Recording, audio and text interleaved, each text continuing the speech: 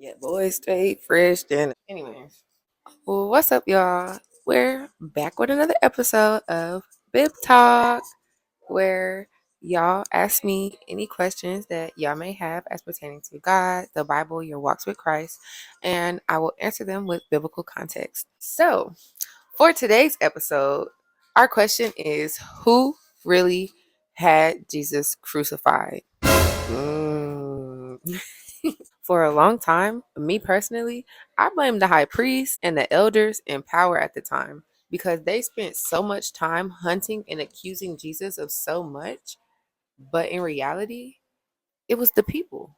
In Matthew 27, verses 21 through 22, Jesus and another criminal are, this is like basically their type of trial, where they ask the people who they want released. Which of the two do you want me to release to you? Asked the governor. Barnabas, they answered. What shall I do with Jesus, who is called the Messiah? Pilate asked. They all answered, crucify him. Oh my goodness. The life and death of Jesus was placed in the hands of the very people who'd seen and heard of all the miracles and good that he'd done.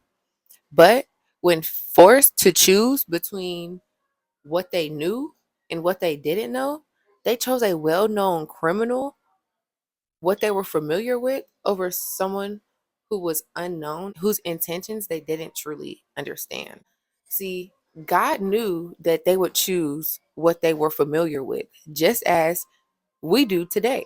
When faced with the choice of what we're familiar with and have grown comfortable with, whether good or bad, and walking in blind faith with Jesus towards salvation, we choose comfort 9 times out of 10. It is human nature to fear the unknown and reject change. But it is through the Holy Spirit and relationship with God that we learn to embrace change and walk in faith towards the unknown. Many of us, really all of us, are flawed and need some sort of proof or sign to have faith and trust God. For them back then, they needed to see Jesus crucified and risen again to believe he is Christ, the one true Son of God, born of man.